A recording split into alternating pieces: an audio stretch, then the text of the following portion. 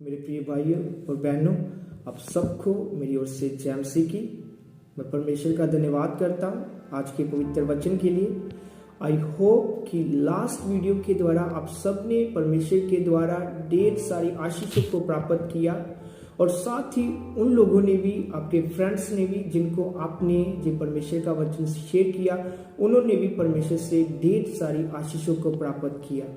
आज फिर से एक नई वीडियो के साथ मैं आपसे परमेश्वर के वचनों में से कुछ बातें करना चाहता हूँ। रिसेंटली किसी भाई ने मुझसे पूछा कि ब्रदर, बाइबल में लिखा हुआ है, परमेश्वर ने बोला कि हमारा स्वर्गीय पिता हमारे मांगने से पहले जानता है कि हमारी क्या आवश्यकता है, हमें क्या चाहिए। हमारा परमेश्वर पहले से जानता है। लेकिन एक जगह हमारा परमेश्वर बोलता है कि मांगो तो तुम्हें दिया जाएगा।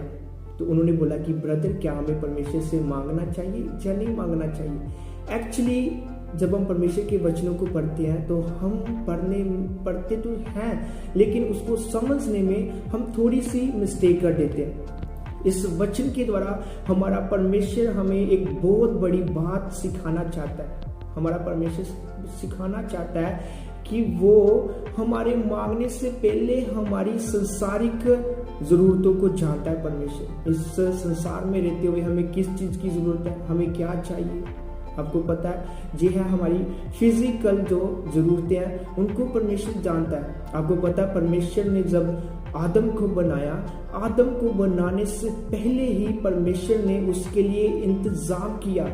ऐसा नहीं था कि परमेश्वर ने पहले आदम को बनाया, नहीं, सबसे पहले परमेश्वर ने उसके लिए हर एक चीज का इंतजाम किया जो उसे चाहिए था। परमेश्वर ने पानी का इंतजाम किया, परमेश्वर ने पेड़ पौधे, हर एक जो चीज उसको खाने के लिए चाहिए थी उसका इंतजाम किया। उसके बाद ही परमेश्वर ने इंसान को बनाया।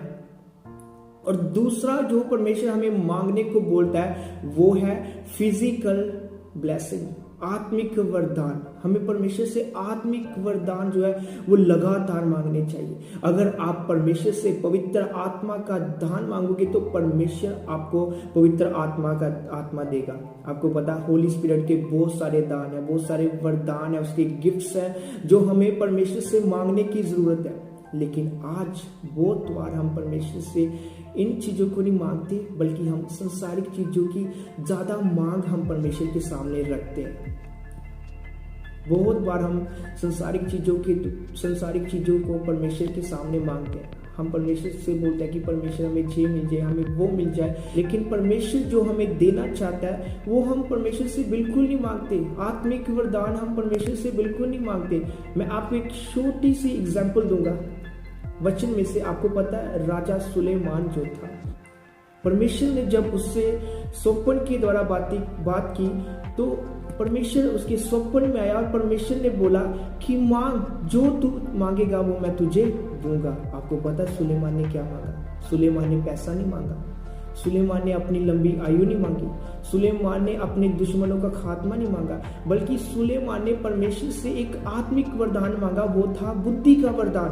परमेश्वर को उसने बोला कि परमेश्वर मुझे ऐसी बुद्धि दे कि मैं तेरी प्रजा को चला सकूं, इतनी बड़ी प्रजा जो है उसका मैं न्याय कर सकूं। और आपको पता, परमेश्वर सुलेमान से बहुत ज्यादा खुश हुआ और इसी वजह से परमेश्वर ने उसको इतनी ज्यादा बुद्धि दी और परमेश्वर ने बोला कि तुझसे पहले कोई ऐसा बुद्धिवान ना होगा और ना कभी आएगा। राजा सुलेमान जो था, सबसे ज्यादा बुद्धि जो थी परमेश्वर ने उसी को दी। क्यों? क्योंकि उसने आत्मिक वरदान को मांगा। आत्मिक वरदान जो है वो सदा के लिए हमारे साथ रहता है, सदा के लिए हमारे पास रहता है। आपको पता है, आपको आत्मिक वरदान मांगने की बहुत जरूरत है। अगर आपके पास आत्मिक वरदान होगा तो उसके द्वारा आपकी भी उन्नति होगी, लेकिन साथ में कलीसिया की भी उन्नति होगी। हमें चाहिए कि परमेश्वर से हम आत्मिक वरदान मांगे।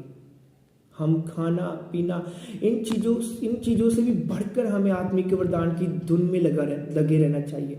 आपको पता है, पौलुस कलीसिया को बोलता है कि लगातार आत्मिक धुन में लगे रहो, कि आत्मिक वरदान की धुन में लगे रहो, क्योंकि इससे हमारी बढ़ोतरी होती है। आप जब परमेश्वर से आत्मिक वरदान मांगोगे तो अवश्य ही आपको परमेश्वर देगा। परमेश्वर ने बोला कि मैं तुम्हारे मांगने से पहले जानता।